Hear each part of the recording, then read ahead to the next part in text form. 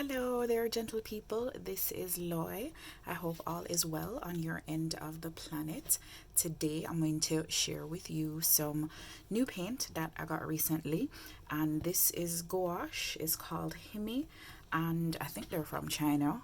Yep, that looks Chinese, and I was kind of skeptical at first because they're not expensive at all. I think this one was like $17, and it's super heavy. When you get it, I don't think you realize like the heft of it until you actually have it in your hand, because there's a lot of paint in there. So the container comes in different colors as well, and when you open it, it has that section that you can use as a palette, and then this section as well. If you notice, I've already taken off all the tops of the paint, and what I found was the easiest thing to do was take them out all first and remove the lids and then put them back. And this is what the lids look like.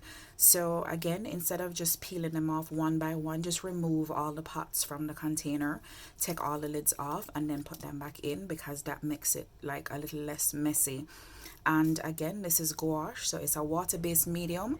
If you notice, it's already dried on the tops of the lids that I picked off, so it doesn't matter though, because you can just reactivate it with water. And these are the colors.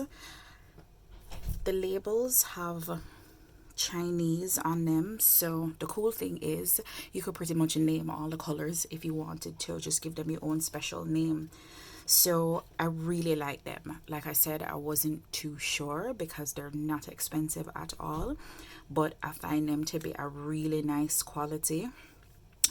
They're not dried up yet, and I opened them probably a week ago, so the colors are very rich and very vibrant, and I'm going to show you what the colors look like in my swatch book thingy here.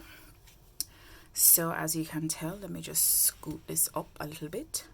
So I have the blues here, and I had started mixing them with the white, but then I just kind of let go of that. So this is handmade watercolor paper, and it performed very nicely. So you can have like the deepest saturation. If you want your paints to look the saturated, don't use gouache. You can get more bang for your buck if you use acrylic, but if you kind of want to water them down a little bit so it looks more like watercolor. But the cool thing is gouache dries very quickly, and you're able to go over it. So if you have any mistakes, you can go over mistakes, whereas with watercolor, you know, once water touches it, it's going to reactivate it. So that's what all of the colors look like: the blues and the oranges and yellows and purple. And that's this color here. In a lot of sets you'll see called opera rose or rose opera, or kind of like a magenta. That's probably my favorite color out of the whole set. And I like this turquoisey color too. That's this one, kind of a bluish greenish situation happening there. And that's the rest of them. So like I said, this is handmade watercolor paper. It's very heavy, and it performed well on this paper, and I really dig them. So if you are interested in trying gouache, if you've never tried gouache yet, I would definitely recommend them, because you get a lot. And let me just take out one of the pots so you can see how much is in there.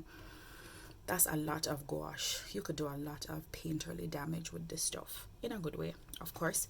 So that is it. That's the Himi, I think is how you pronounce it, and I was very pleasantly surprised, and I definitely recommend it. All right, so if you have any questions, just drop them in the comments box below. If you made it all the way to the end, thank you for your time, your energy, your presence as usual, and I'll see you in the next video. Peace.